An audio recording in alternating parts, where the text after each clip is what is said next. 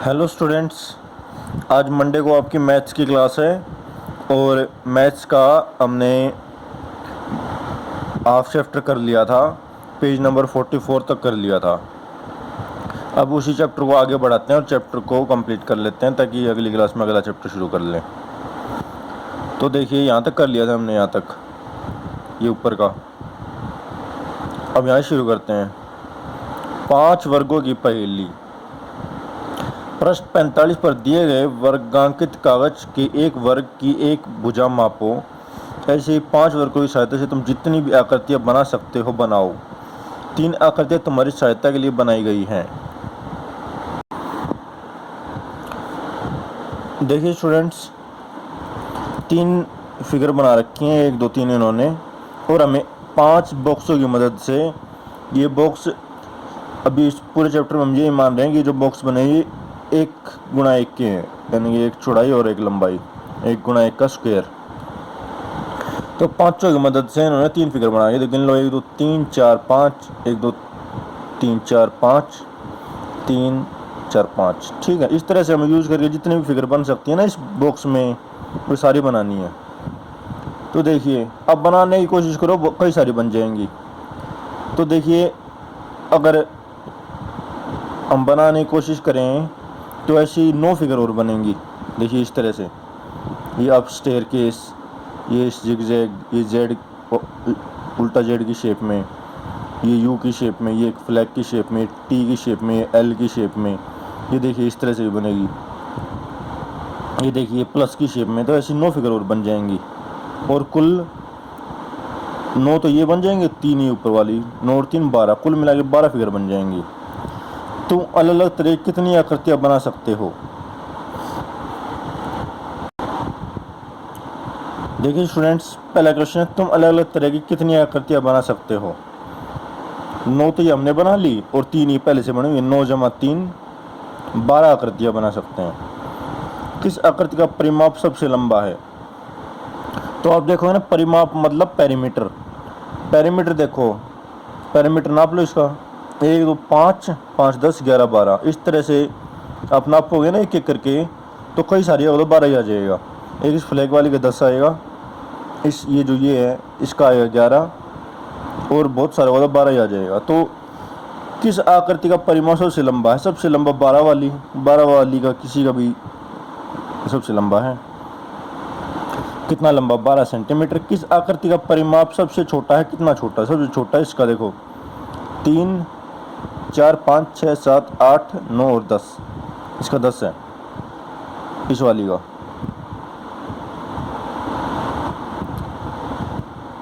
आकृति का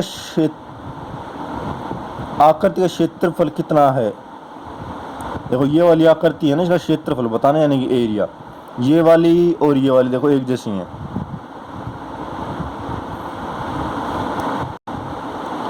ये देखिए स्टूडेंट्स, मैंने इन फिगर्स को नेमिंग कर दिए, ABC DEF GHI,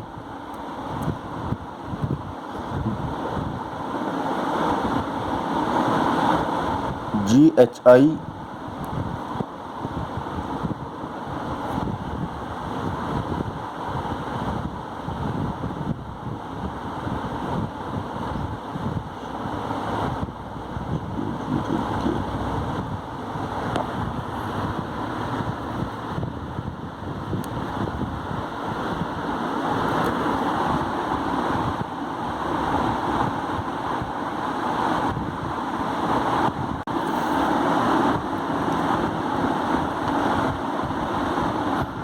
तो स्टूडेंट्स इस फिगर का एरिया बता देना है इसका, यानी कि ए वाली का। देख लीजिए, इसमें 1 2 3 4 और 5, 1 सेंटीमीटर स्क्वायर के 5 वर्ग, यानी कि 5 स्क्वायर, यानी कि 5 हो जाएगा सीधा ही, 5 वर्ग सेंटीमीटर।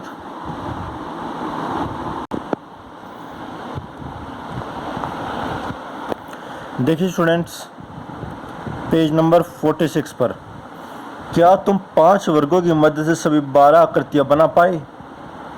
हाँ देखो, हमने बना ली थी, आप भी कोशिश करना, आप अपनी बुक में सब बना के देखना। इन सभी 12 आकृतियों को इस प्रकार रखा गया है कि वे एक आयत यानी कि रेक्टेंगल बनाएं। रेक्टेंगल है, 5 बॉक्स, 6 बॉक्स इस तरफ हैं और 10 इस तरफ, 3 2 5, 3 2 5 5 10 इस तरफ, यानी 10 गुणा 6 का ये आयत है। क्योंकि इसमें 10 पंक्तियाँ और 6 स्तंभ हैं।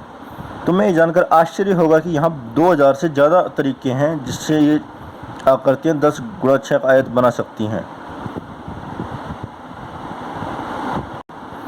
तो स्टूडेंट्स, ये बॉक्स में जो एग्जाम्पल दिए हुए हैं ना, देखिए ये 5 इस तरह से फिट कर करके बना दिए, ये एक तरीका। इस तरह से अगर आप और ट्राई करोगे तो 2000 से ज़्यादा तरीके हैं जिससे बना सकते हैं। इन 12 आकृतियों गत्ते पर बनाओ। देखो ये स्टूडेंट्स, ये क्वेश्चन आपका होमवर्क है, गत्ते पर बनाना है। गत्ते पर मत बनाना, आप बुक में बना के देख लेना पेन से, और कोई और तरीका निकालने की कोशिश करना। जैसे इस रेक्टेंगल को, इस वाले फिगर को, इस रेक्टेंगल में इस फिगर को आप इधर रख देना। इस तरह से आप कोशिश करें तो बन जाएगा, ऐसा मुश्किल नहीं है। तो ये आपका होमवर्क है। ये वाला देखो, एक और पहेली। इन 12 आकृतियों से 5 गुणा 12 की आयत बनाओ। इसके भी 1000 से ज़्यादा तरीके हैं। यदि तुम एक तरीका ढूंढ पाए तो शाबाश। तो देखिए, तो स्टूडेंट्स पहले तो इस 6 गुणा 10 वाले को 5 गुणा 12 वाले आयत में तब्दील कर लीजिए। इन पाँचों को यहाँ से उठा के इधर रखो और अगले पाँचों को अगला, इससे 2 ये इसकी ब्रेड्थ बढ़ जाएंगी, ये 5 गुणा 12 हो जाएगा। उसके बाद ये बना के देखो, जैसे इन्होंने बना रखी है ना वैसे आप भी बनाइए, वैसे फिट करके देखो। होता है ना वो गेम